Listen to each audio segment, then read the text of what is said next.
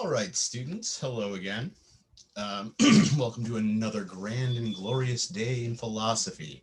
So today what we're going to be doing is talking about the very inscrutable and very difficult yet very important Immanuel Kant. That's right, the way to pronounce this is Kant.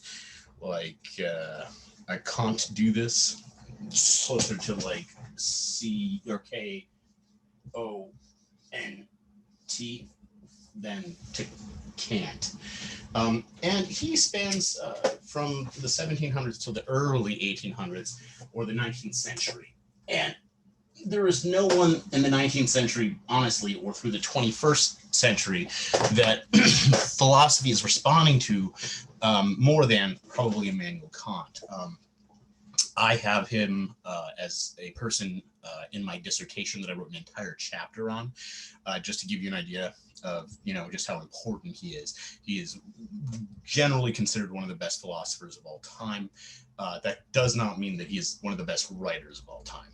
If you actually read anything by him that was written by him, which I have assigned, you'll notice that he is extremely difficult to understand. He's not one of the best writers, and he writes very difficultly, and we're translating it from German, and German, unlike English, can stand a lot of sentences that we would normally call run-ons.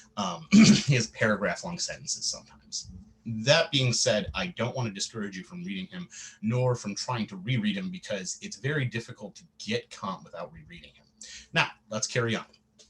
So, Immanuel Kant was born to a harness maker in Königsberg, Prussia, which is now Kaliningrad, Russia, to give you an idea of where that's at geographically. And in the entirety of his life, he never traveled more than 100 miles from his hometown, or from where he was born. This is very odd. I mean, most of us, if you live in Tampa and you've traveled to Orlando, you've practically already gone further than he ever did. And the reason this is important is because he represents what we kind of refer to as our quintessential armchair philosopher. He just sat and thought about things. He never went out into the world and experienced much of anything, actually. This is a very odd facet, and many people consider this to be a detraction or some sort of bad thing to be said about his philosophy. But as it turns out, it's very important for his philosophy that he didn't experience a lot of stuff. And we'll get into that in a minute, but I just want to say from the beginning that it is that he's trying to be the quintessential armchair philosopher for one reason. He's involved in what's called the Transcendental Project. Ooh, nice fancy word, transcendental. All of that. This has very little to do with transcendentalism of American poetry like Emerson or something like that. Transcendentalism in general has to do with what's transcendent and what's immanent. So transcendent means above or beyond or outside of in some other sense. And immanent doesn't mean like it's going to happen immediately, like imminent danger. That's imminent with an A rather than an E, or it might be vice versa. I don't know. I dyslexic that up a lot. But it's immanent means inside or internal or individualized to you. When he's talking about the Transcendental Project, what he's looking for is what all human beings share together, regardless of our individual being, regardless of our individual composure, how we've been made up, our genetics, our culture, our experiences. So what is it that we share outside of our individual experiences? Okay, this is why the Transcendental Project is important. So we ask questions like, what is pure reason? What are the limits of the conditions for the possibility of us having anything show up at all for us as humans, through the senses or otherwise, mathematically, theoretically, empirically, experientially, a lot of different ways. But in the Critique of Pure Reason, a lot of what he does is set limits for what metaphysics can actually discuss or involve itself with. And he wrote this in 1781. Now, this book was extremely long, originally 800 pages in the German in the original edition, and that's not including the B deduction. And without the B deduction, which is basically him going back and rewriting a bunch of stuff in there that people said didn't make any sense, I don't know how to make heads or tails of this book without the B deduction. I've tried reading this book about 3 times, and I've gotten through it once, but like, really, this is perhaps the one of, if not the most difficult book that I've ever read. I've read a lot of stuff. The only thing that even comes close is probably the Hegel's phenomenology of spirit. Don't try to attempt that without help. That book is near inscrutable. At any rate, so the Critique of Pure Reason was, generally speaking, a failure when it came out. It was a flop. They said that it was warmed over Hume and Berkeley, and if you were taking my class on intro and you knew about Hume or Berkeley, or you do anyways, that should make some sense. Kant is sort of, in a way, the combination of empiricism and rationalism, and he's what we call a late modern philosopher, because he tries to combine the two in a way that makes some damn sense. Because if you were, all in line with Descartes and Spinoza and maybe Leibniz, and you're like, all reason, and then perhaps you read some Locke and some Hume and Hobbes, and were like, no, it's all about the senses and experience and empirical data and all that stuff. You realize that there are flaws in both of those, and so did Kant. Kant is a consummate, what I call a fence rider. He never ever, at least in the critical phase, which we'll talk about in a second, never claims anything. What he says is, if it were to be the case that something were like this, it would have to show up rationally as this. So, for instance, if there are transcendental features to the human experience, like space, time, causation, things that we all have to experience the world through, categories of unity, multiplicity, totality, things like that. Because like when you look at me, for instance, what you see is a unity or a totality of things, right? But really, I'm an individual thing, not just as a human being that's separate from my shirt and my vest and my tie, but I'm also separate from my hair and from my face and from my skin and from the atoms in my skin. I'm not one thing as a human. I'm many things, and your vision, your visual apparatus, your coarse-grained perceptual apparatus, if you will, only sees me in certain ways and puts me together and the room in certain ways. In fact, right now you're probably focusing on me, but if you just take a moment to focus on, I don't know, anything else in the background, the vase over there, or one of my degrees on the wall, or this board right here, all of a sudden that comes into focus, and the rest of it kind of fades into a buzzing, blurring confusion or blur that is one homogeneous or continuous sort of thing. But our ocular or visual field is set up to concentrate on individual things and claim that they're individual, even though we know intellectually and for our understanding that nothing in this room is actually individualized when you look at it, because it's composed of so many other little things, all the way down to like atoms and quarks or whatever if you want. But I mean, like, really, even when you look at just this whiteboard, you're like, oh, that's a whiteboard plus ink on it, right? Or again, me plus a bow tie or a hat or something like that. We have these categories that our brain, if you want to call it that, or consciousness, if you want to call it that, or whatever our transcendental perceptual apparatus happens to be composed of, which Kant doesn't get into, it divides things in particular ways. And for almost all humans, that happens to be the case, cross-culturally and such. Or at least Kant said if there is something that's like that, it would have to look like this. He's not terribly off on some of this stuff. There is some weirdness in mathematics that some people think are still problems. Not all of that is actually problematic, but well, that's not important for what we're doing here. So he writes this Critique of Pure Reason. It's a flop. He writes his own cliff notes for the book called The Prolegomena to Any Future in Metaphysics. And prolegomena is just a fancy word for saying introduction. So next time you're trying to introduce something, say, by way of prolegomena, let me tell you about it. And you can use your $2 word since you are now in college, right? Okay, so they figure out that it's him, but it's a much easier read. If you're interested in Kant's metaphysics, read the Prolegomena first. If that's scrutable to you, then you might want to move on to the Critique of Pure Reason. I recommend not reading that without help. I mean, like a philosophy class or a professor or somebody else who knows the book very well to help you out. Or, I don't know, some internet source, I guess. Those are actually pretty damn good these days.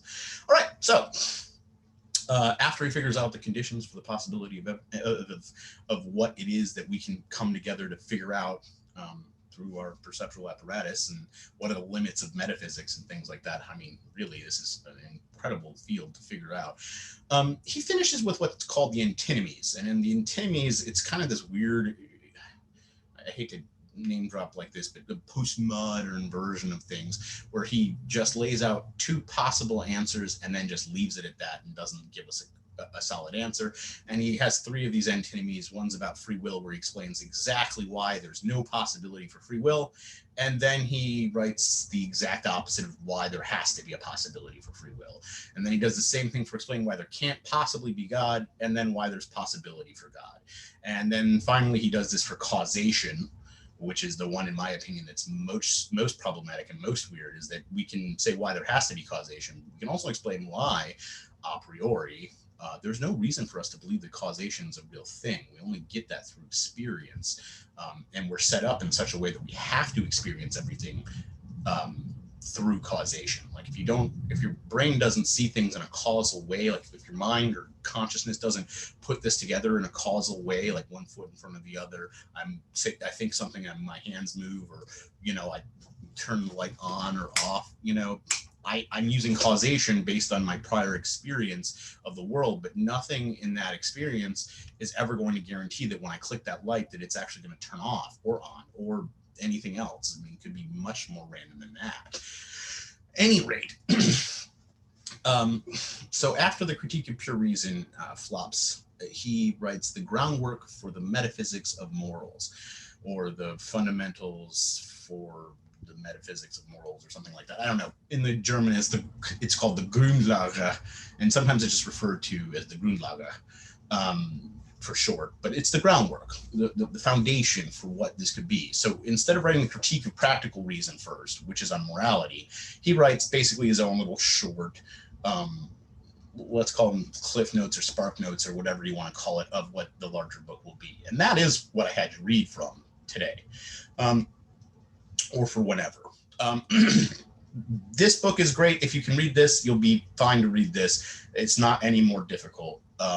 There's also the Metaphysics of Morals, which is another book on a similar topic there. So if you're into Kant's morality, this is it. Also, notably, this is a morality that he's working out here, because what he's doing in the groundwork and the Critique of Practical Reason and the Metaphysics of Morals are all the same thing. It's saying, is it possible to have universal morality? And if so, what would it have to look like? And Kant says that it would have to have a certain rational basis if it's going to be able to be universalizable.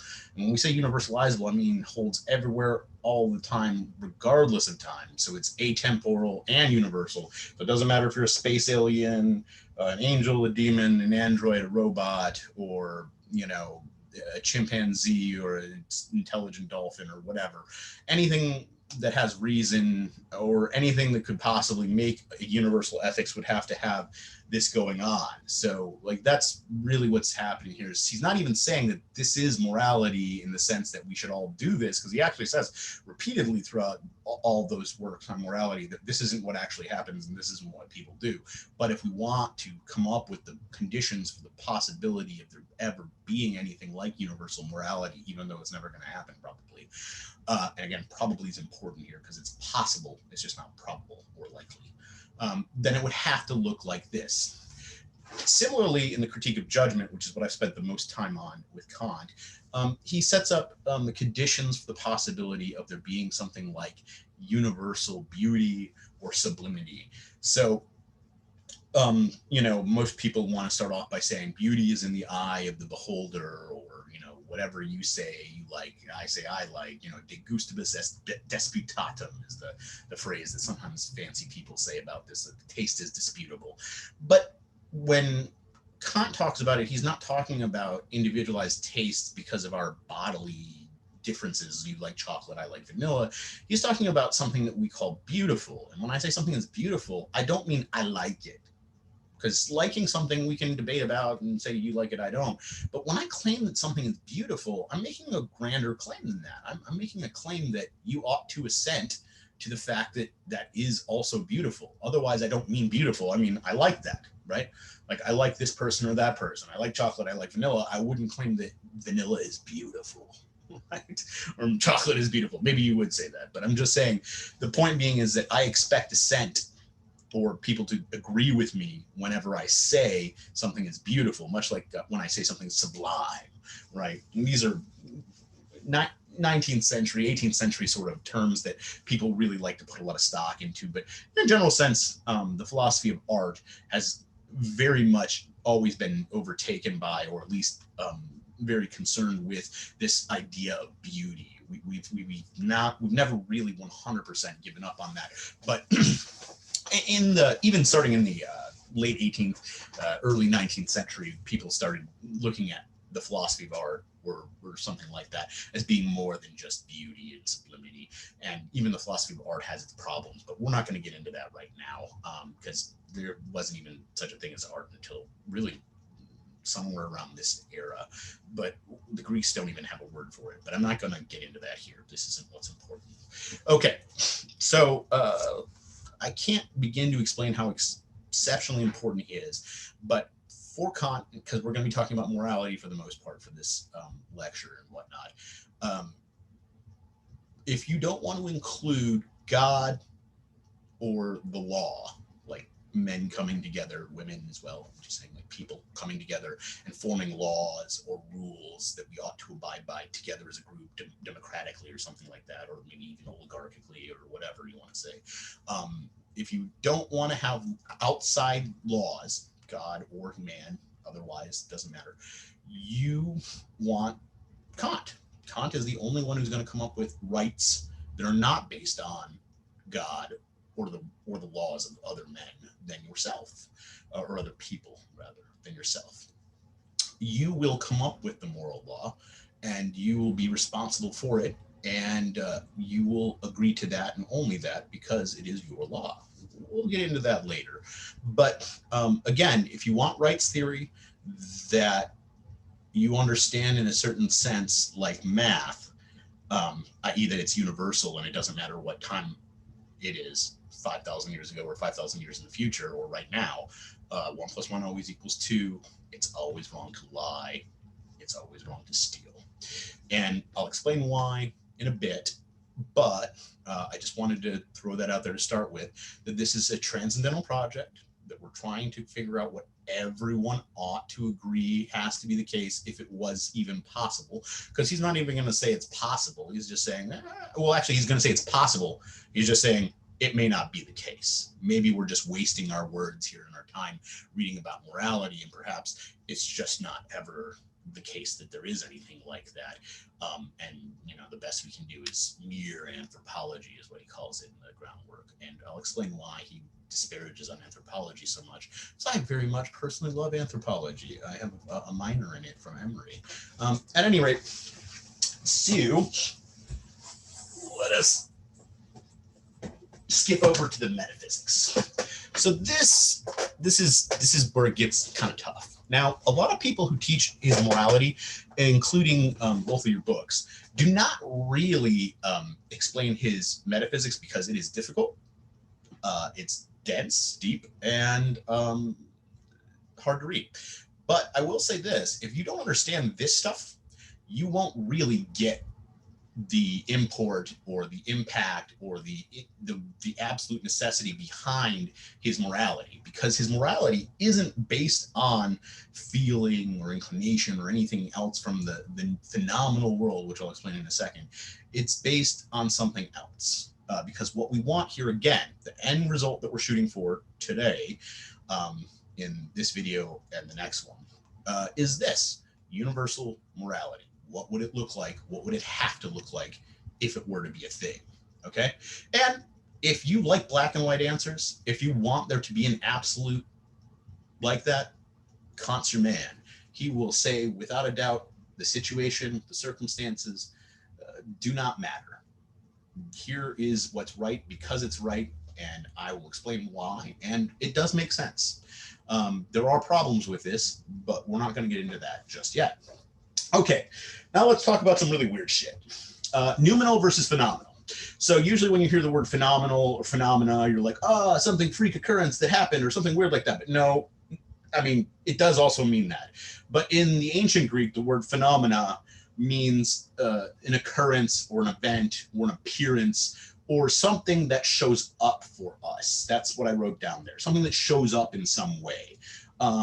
So again, the phenomenal world is the world of things that show up to our senses. This is what we refer to perhaps as being a posteriori sometimes, or experience itself.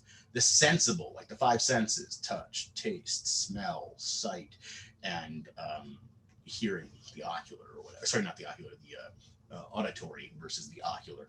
We tend to focus mostly on visual because, I don't know, humans just do that. Unless you're blind, in which case you don't focus nearly as much on that. But going back to Locke, Kant divides the world into two worlds. He says there's a noumenal realm, or a noumenal world, and a phenomenal world.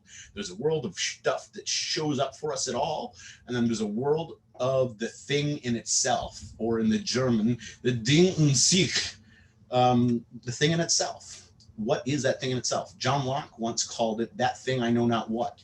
The idea that when I hold up this marker, that what you see, assuming that you're regularly sighted, again, this is an individualized process, is you see something that looks round, possibly plastic, possibly green, likely. But the issue is that you see it that way because you're set up that way to see green. In fact, humans are set up to see more greens than almost anything else, probably due to something to do with evolution and grass and picking out greens and avoiding predators or something like that. But whatever, we see a very tiny bit of the electromagnetic spectrum. I mean, just from red to violet, and that is a sliver. I mean, what does this marker look like to a bird? Well, I don't know, but birds see an infrared and we don't, so it probably has different colors going on. What does it look like to a bee? I don't know. Bees see an ultraviolet, so they might also see this in different colors than we see it. What does this look like to God? Perhaps he can see all around it, unlike us. We can only ever see things in 3 dimensions. Let's see here. So, like, for instance, a cube or a box, let's say like my tissues here, you can only ever see 3 sides of it at once. No matter how you cut it, you can never get the 4th side at once. And that's just a way that we're set up as humans, is that we can only see 3 dimensions in the sense of, you know, this sort of way. You can never see the backside of a cube. Even if the cube itself is transparent, you're not seeing the backside of it. What you're seeing is through it, the front side of it. So you can never really see things like that, much like 2-dimensional beings couldn't see through the 3rd dimension. If you're interested, there's a classic sci-fi book called Flatland, and it's very short. They kind of talk about this. Okay, so carrying on, God, you guys can even read my stupid stuff that I've written up here. Think of the a priori and the a posteriori as being sort of like Leibniz's truth of reason versus truth of fact. Now, the a priori is a fancy Latin word for knowledge gained without, that's important, experience.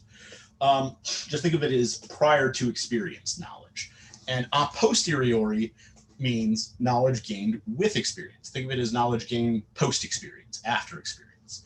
And experience for Kant and for all of our philosophers that we had talked about prior to this, especially all of the empiricists, means very specifically not the more colloquial, just whatever happens, although in a certain sense, yes. Experience means sensation, like the 5 senses again, and that's what we refer to as empirical science or empirical data, the sensible or testable data that shows up for us, as opposed to theoretical stuff or theoretical data, because we can't really test that. So for instance, string theory in physics is only theoretical. We don't have any empirical evidence to show that it works properly. We like stuff in the sciences that is empirically evident and theoretically sound, but a lot of theoretical stuff can kind of just do its own thing. In 20th century logic, actually, we've made lots of systems that exist that are just purely theoretical, and they don't necessarily equate to anything that could ever be real, testable, or empirical. What we have instead are some intuitions about things, right, rather than sensations about things. Now, let's talk about that for a minute. So what kind of stuff can we learn without experience? That seems really weird. Well, we've talked about this a little before, but let's say math or geometry.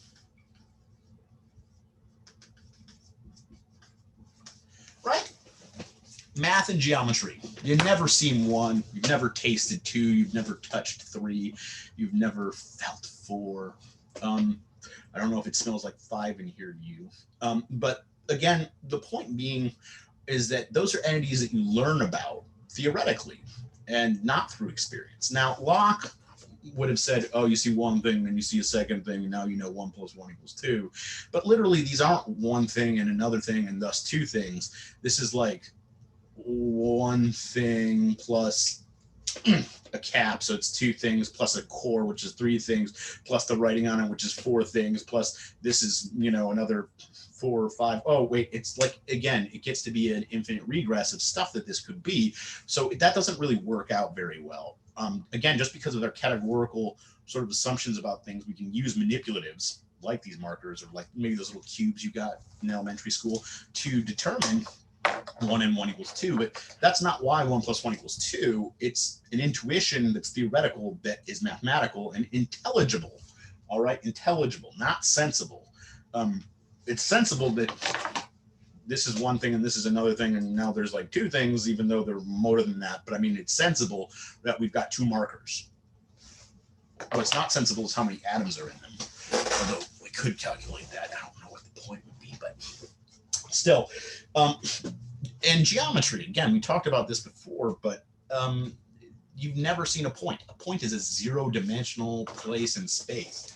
A point is, sorry, that should be more point-like, but you literally can't see it because you can't ever see anything in one dimension. You have to see things in at least 2 dimensions, right? A line segment, that's 2 dimensions. Technically, for you, it is 2 dimensions because you're looking at this on a video, so it only has 2 dimensions. But for me, that's technically 3 dimensions because the ink comes off the board just a little bit, so there's even a 3rd dimension there. But you have to have at least 2 dimensions, whereas line segments and lines in general, again, are only 1-dimensional points between certain points. So it's a bunch of 0-dimensional places in space that line up in a straight row, basically, or line, or whatever you want to call it, because that's the definition of it. Much like you've never seen a circle, I probably have said this before, but you've never seen a circle because a circle is a 0-dimensional point, that origin of the circle, with equidistant points surrounding it at its limit. Again, imagine that's an actual circle. They're all the points are equidistant from its origin, okay? And it equals to 360 degrees. So a 0-dimensional spot in space surrounded by equidistant 0-dimensional spots in space, I mean, can you actually see that? No. You've seen plenty of examples like that. That's not a good one, though. Or representations of circles, but you've never actually seen a circle. So you intuit what a circle is. You theoretically understand what a circle is. It's intelligible to you what a circle is. But did you gain that knowledge with experience? No. No, you didn't. You don't know what a circle tastes like, smells like, feels like. It's not a sensible object. So math and geometry are our first 2 categories of things. They're very much different than our empirical stuff. Now we get into some things that are a little bit stranger. So let's talk about this thing in itself some more, right? This marker. So what can you really know about it? Well, only the stuff that comes to you through your senses, once again. And Kant said that we can know very little about the thing in itself, or the noumenal thing. By the way, this is pronounced noumenal, like new, and all. Not nominal. Nominal is a word that means only a name. Noumenal means this realm of things that I can't sense. Now, all things that are phenomenal, everything that shows up for us in some way, has a noumenal core. Like, I believe that you all believe that this marker has at its center a core of markerness, or whatever you want to call it, that has all sorts of different stuff going on with it that we can't see or sense. Like if this marker has some radiation coming off of it from the Big Bang. It has radio waves bouncing off of it. It might have some sort of entelechy directing it in the way that it's going to go due to causation that I can't see or feel in any way. And radiation is a great example too, because human beings don't have the apparatus to feel it. So all the people who originally worked on stuff that had to do with radioactivity died of cancer, basically, because they were just, playing around with radioactive materials, not realizing that it was degenerating their cells and causing cancer. Now we have Geiger counters to tell us if there's radioactivity in a place, because you can't feel it literally. People joke about it feeling like they're cooking their insides or this, that, and the other. But the truth is, because radioactivity, we are not set up to feel it, to sense it in some way, to experience it. We have other measures that we've come up with to figure it out. But the truth is, you just don't know that it's going on or not. Because we're not set up to sense it. Like, you're not set up to sense radio waves, or you're not set up to sense television waves of yesteryear and all of that stuff. Again, these are all just things that we're not, our coarse-grained perceptual apparatus cannot sense. This thing in itself, we don't know very much about that. This thing, I know not what, but it's at the core of it, are all sorts of stuff. I mean, aside from math and geometry, what else can we think about? Well, let's go with one that I like a lot. Mind. Okay, do you think I have a mind? Well, I assume you do. Better question, do you think you have a mind? Okay, now that you've thought about both of those things for a second, what empirical evidence do you have to claim either of those things? Like, where is my mind? Way out in the water, swimming somewhere far away, like the Pixies say? Or where's your mind? Where does it exist? Is it just within your skull? Stops at your skull? I mean, what about you offloading some of your mind into, let's say, a notebook, or the internet, or a significant other that you tell information to so they can remind you of it later, or written text of any variety that we save, or the internet, or whatever, it doesn't matter. We offload other stuff into our environment. Like, for instance, we offload our digestion. That which separates us from our closest ape relatives is about 30 feet of intestines, because we have offloaded cooking into our environment. We're like the only thing that cooks on purpose. Some animals cook some stuff, like I've seen crows throw grubs on the hot concrete to cook them before they eat them, but they do that because they like it, not because it's necessary. They can eat without that. We actually have to cook a lot of stuff so that it can be broken down further, so that our intestines and our digestion can handle it, because our chimp relatives and ape relatives actually spend about 50% of their day just masticating, just chewing stuff. We spend less than 10% of our time eating. I mean, some of us even less than that. I mean, I wolf my food down horribly fast. I'm just saying, we don't really spend a ton of time chewing or eating like a lot of our genetic relatives do. We cook. We have offloaded our digestion into our surrounding environment. That's a weird thing to think about, if you really think about it. I mean, elephants brew alcohol in their trunks. And a few other animals do kind of weird stuff like that. But, like, truthfully, we're the only thing that cooks. I mean, Descartes says that our complex and efficient language use and reason are things that separate us from the animals. But those things seem a little more dubious, because honestly, we see examples of that happening with dolphins and chimps and some of the other animals, elephants possibly. I mean, like, it's hard to say that those things, bees even, it's hard to say that those things are not happening. But it is easy to show that we're the only thing that cooks. I mean, that's just it. Any rate, let's carry on. Your mind. Why do you think you have it? Why do you think I have it? I mean, that's a better question. Why am I a mind? Why do you think I have a mind? So, like, let's say Alexa or Siri or whatever portal or whatever it is that you talk, Google, I don't know, whatever it is that you talk to, that's some sort of machine or program or algorithm that answers questions for you. Does that thing have a mind? Does Alexa have a mind? Hopefully your answer is no, because that's basically the case. We haven't come up with any legitimate AI yet. We have some very complex algorithms, some very complex programs, but they don't have minds, so to speak. How do you know that I'm not just some sort of philosophical robot, or some sort of philosophical android or illusion set up to respond and to speak at you? I mean, like, again, here especially, you're not even getting response from me, so you can't tell that I'm interacting with you as a human being or something like that with a mind or not. I could just be a very complex Alexa, right? I mean, even if you were to ask me questions, that doesn't mean that I wouldn't have a bunch of rote answers. I mean, to be truthful with you, because I teach the same thing so frequently, most of my students ask the same questions. So it would be very much like an Alexa, just spitting out the answer that standardly gets shot out. And if not, then I can use the best intellectual academic response that you have when you don't know what the answer is. I don't know. That's a really good question. I'll have to look into it.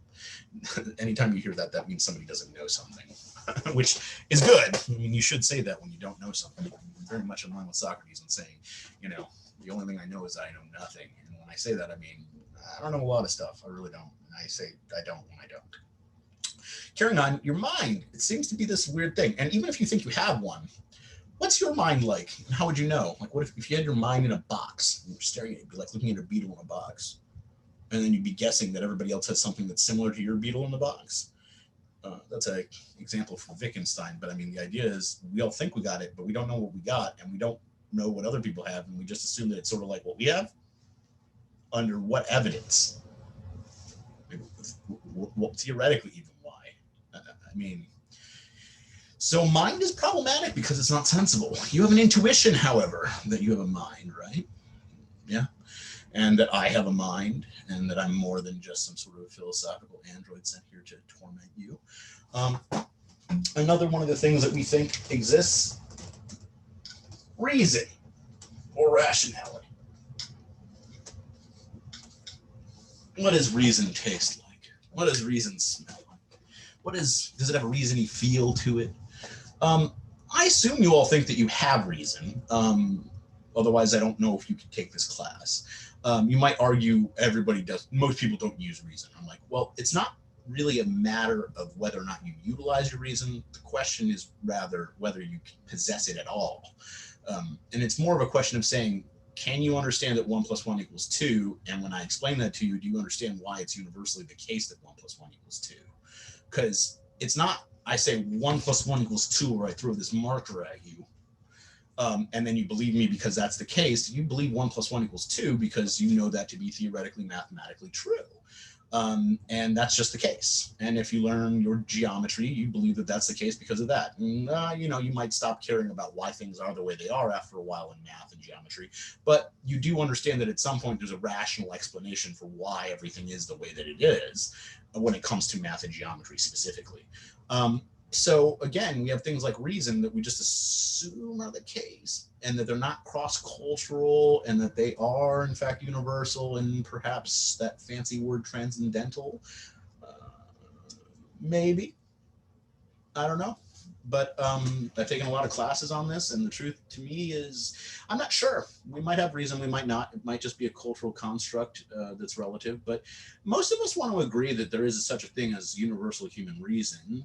Since the time of Descartes, they've been, you know, arguing that this is the case. I mean, even, you know, going back to like Plato and Aristotle, logos, word, account, discourse, and all of that stuff ends up being the word for reason later, right?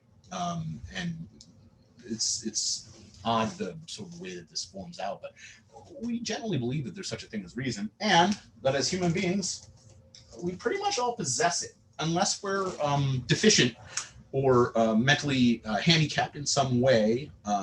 You know, not everyone has reason, but most people do have reason, and children definitely don't have it for a little while. So they're, you know, they're cuspy. Most people, starting from Aristotle all the way through Kant, think that it happens somewhere in the 8-ish range, but generally somewhere from the 6 to 12-ish range. I don't know. At any rate, reason. We all think we got it, huh? Okay, let's carry on here and have another look at this.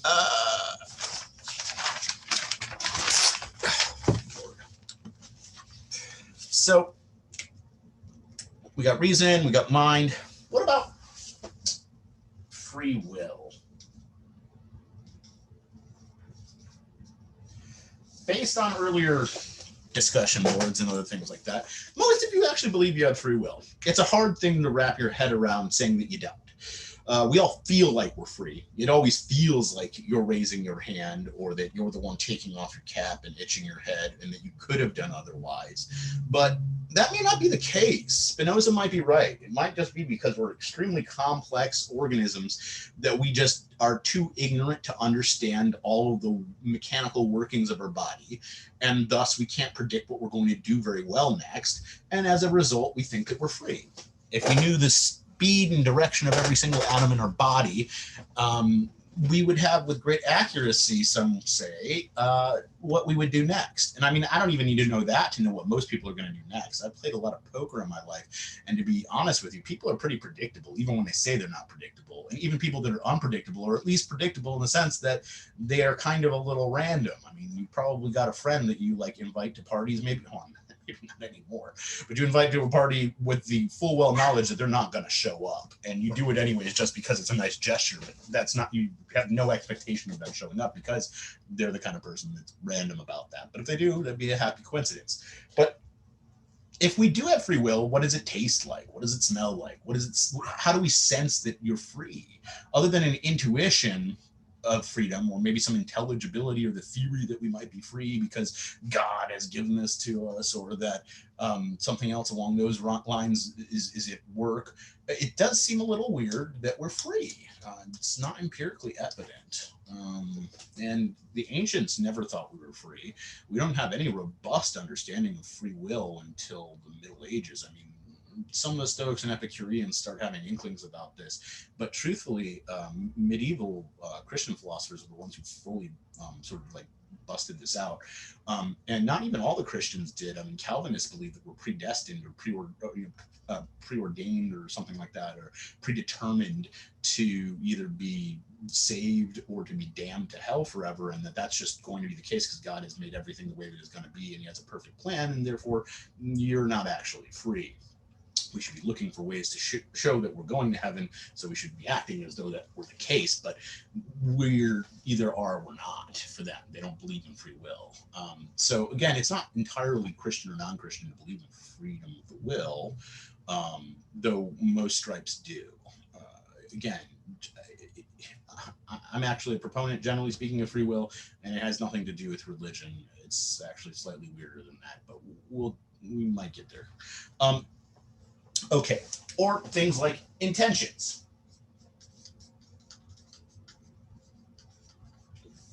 You can't smell other people's intentions, unlike the band 21 Pilots might seem to suggest one of their songs.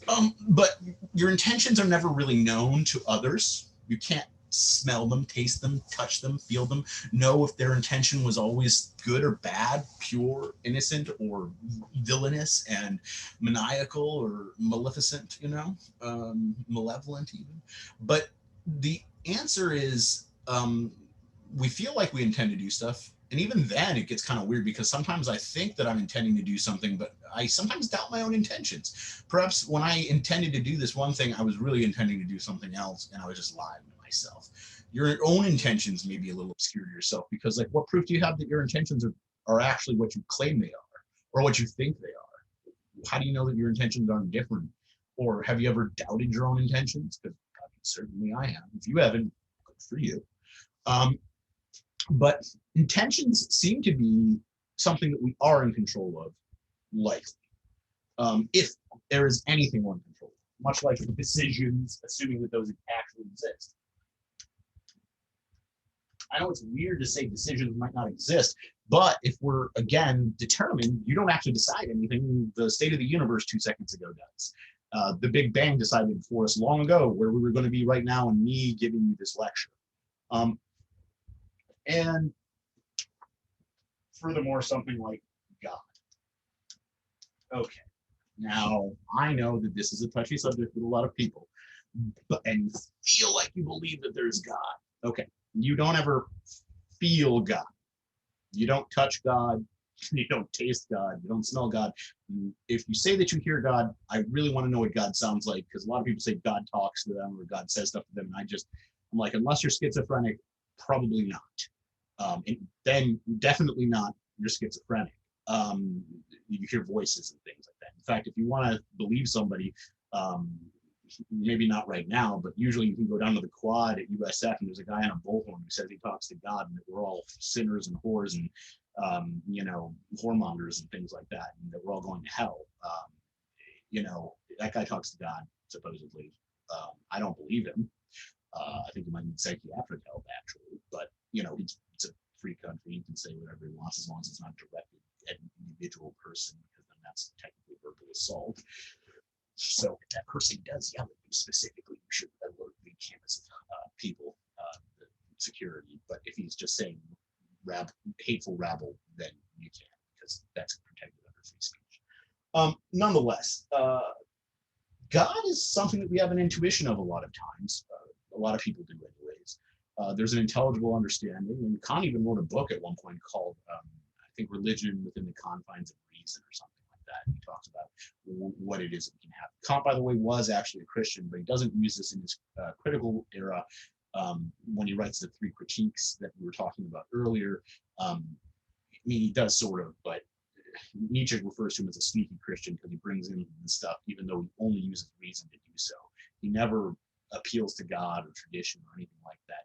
In fact, he's going to kind of say that that stuff's not good for coming up with universal morality, and we'll find out why in a bit. Now let's go back over to the phenomenal side of stuff for a minute here. What else do we have other than the sensible? Well, we've got feelings, right? Inclinations. So my feelings can be different than your feelings. I might consider this smooth. You might consider this rough. I might consider the smell of one cologne good or bad. Perfume especially, I'm kind of picky about those. I don't really like overly strong smelling stuff. I have an inclination to like vanilla over chocolate. I have an inclination to like women instead of men, but that's just an individualized inclination that I have, much like my individualized inclination for chocolate or vanilla. I have an inclination that I like dogs more than I like cats. Not that I don't like cats, they're fine sometimes. Just like dogs are fine sometimes. I don't like every dog. I just tend to be more inclined that way. I am less inclined to be incentivized by money than I am to be incentivized by helping all of you folks learn things, because some people are inclined to want more than others and some people are not. I'm perfectly happy with less than more when it comes to that sort of stuff, and that's why I do what I do. I mean, it'd be nice if I had more, don't get me wrong, but again, it's about inclination. And then another thing, and this is slightly a little weird because technically this is one of the categories through which we understand the world, but I'm gonna write it over here on the phenomenal side, and if you want to learn more about it, take a class on Kant. But causation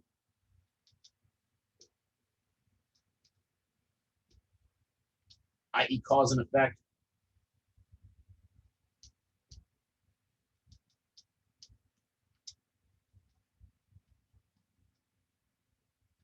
is something that shows up for us mostly. And that's something that we know through experience, right? You see one thing, then you see another thing, and through experience, that's why you believe that those things are connected causally. Technically, you can't ever show or prove causation, and that's what Hume claimed. Hume claimed there was no such thing as causation, and that's why Kant claimed that Hume awoke him from his dogmatic slumber. What Kant does say, however, is that it's impossible for us not to understand the world through cause and effect. It just can't happen. We have to consider the world through cause, effect, through time, through space. If not, we're functionally deficient human beings. And that just seems to be the case. Consequences.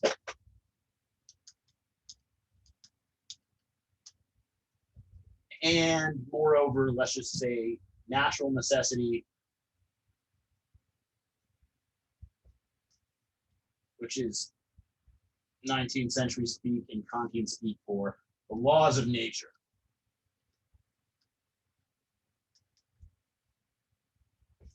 Okay, or also another fancy word, heteronic. Versus autonomic. We'll get to this in a second. So you have to see the world through causation, through the categories of unity, multiplicity, totality, things like that. Kant's probably not wrong about these things being transcendental structures for us. And we also believe in cause and effect for the most part, even though that's not apparent. All that we can ever really get is correlation, not causation. One thing happens and another thing happens, and the more consistently they happen together, the more we think that one thing causes the other. But no amount of X then Y will ever mean that X caused Y. Every time there is day, then there is night. But that does not mean that day causes night. The world spins. That's just a relational sort of understanding of things. The sun might explode, and in 7 minutes we'll all be dead. give or take. That's how long it takes sunlight to reach the Earth. Or the Earth will stop rotating suddenly or something like that. Again, it's not necessary that this has to happen. There's also a fallacy that's associated with this. That correlation is not causation, and the fancy Latin word for it is post hoc ergo propter hoc. Just because I prayed for it to happen and it didn't, and then it did, doesn't mean that one thing caused the other, right? All right, so we're going to go ahead and talk about the laws of nature. Everything has to fall to the Earth at 9.8 meters per second squared in a vacuum, regardless, unless the Earth's mass changes dramatically. And heteronomy means hetero, meaning different, as in like heterosexual, different sex liking. Nomos meaning law in the ancient Greek, so it's different laws acting upon you. So the law of gravity, the law of chemistry, electrochemistry, and digestion, and neurons, and all of this other stuff. How much coffee you had today, how much you had to sleep, if you've exercised, what you've eaten. All of these things are different laws that are affecting you or causes it on you that you don't have anything to do with, at least not directly or entirely. Autonomy, auto meaning self, all right, like an automobile, self-driving, self-moving. Nomos, again, meaning law, is self-given law. And Aristotle wants to say, not Aristotle, Kant wants to say that either we are autonomous or we're heteronomous or we're both. Hard to say. So what does Kant do? Well, Kant says this: if there is such a thing as universal morality, it must be the case that we're free. Oh, sorry about that. If not, then morality is really pointless. If I couldn't have done otherwise, if I don't have freedom, then why am I punishing or praising people at all? Why am I saying, oh, you shouldn't have done that? Oh, you should have done this instead, if it's the case that we're not free? So Kant just assumes free will at the beginning. He's like, look, we're just going to have to assume we're free. Otherwise, morality isn't really a thing. And, that seems right. So, I mean, there are people who can argue that we don't have to have free will to have praise and punishment and things like that, to try and maneuver us around like we're animals, where we just use carrot and stick, or praise and punishment every time we do anything, and that should just kind of steer people in the right direction. But we tend to want to think that people are responsible, that we could have done otherwise. And this is very important. So what could we possibly base our morality on if it can't include stuff from this side of the fence, like, for instance, anthropology, which is what? The study of humans. Anthropos meaning human. Ology meaning the study of, the accounting of, etc. History, again, that's something you learn. Religion, not God necessarily. Religion is different than God. That's something you learn, historically speaking, right, from people through experience. History, religion, culture. None of those things can we base universal morality on, because all of those things are individualized experiences. If you don't know about the Prophet Muhammad or Jesus Christ or Buddha or, Gilgamesh or Tiamat, or, Marduk, the sun god slayer of Tiamat,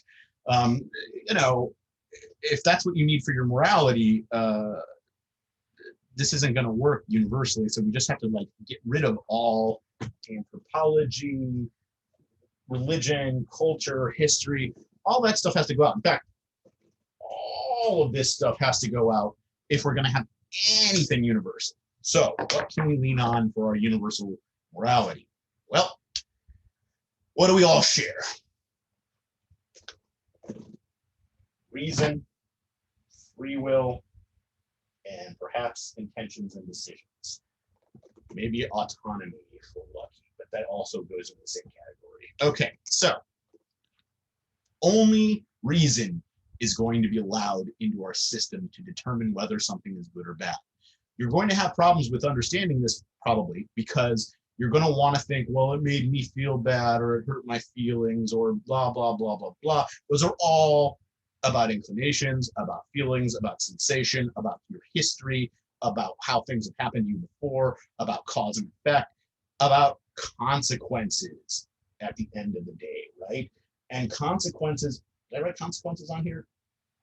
No, yeah, right there.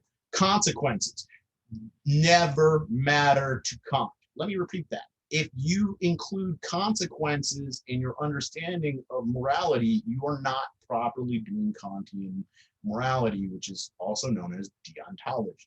Deontology is just a fancy word, again, ancient Greek, coming from deontos, which means it is obligatory or it is necessary for you to do X, Y, or Z. So deontology is the study of what is necessary, what is obligatory, or the study or accounting of what is your duty. What is it that you owe to the world as a result of being rational? Because you possess reason, what do you owe the world? What ought you do because you're rational? Because you understand 1 + 1 = 2. Okay, so we're going to finish up here pretty soon with this chunk of it. But if we're rational, those are the things that we're going to have to base what we consider good or bad on. So just keep that in mind for the next video. And then secondly, it appears as though we're not in control of the natural order of the world. We are not in control of cause and effect. We are not in control of the heteronymous laws of nature. But what it seems like we might be in control of are our intentions, our decisions, our free will, our ability to reason. Those are the things that we're going to be held responsible for in Kantian morality, deontology in general. The idea that only that which you have control over is that which you should be praised or blamed for. So what that means is the only thing that's good in itself for Kant is good intentions. Okay? So good intentions is the only thing purely good in itself.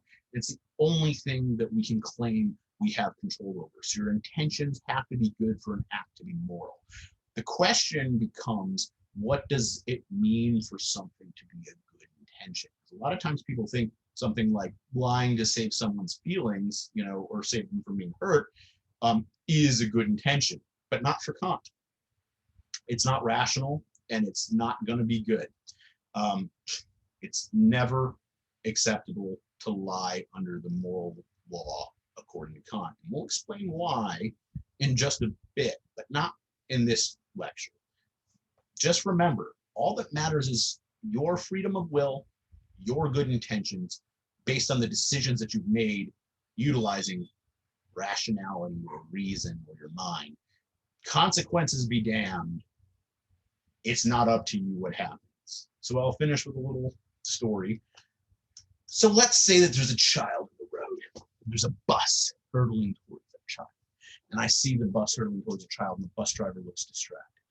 Maybe he's on a cell phone or something, I don't know. So I run out into the road to go try and push the child out of the way. The child sees me running. It's like, who's that weird guy with the hat and the bow tie and the long hair?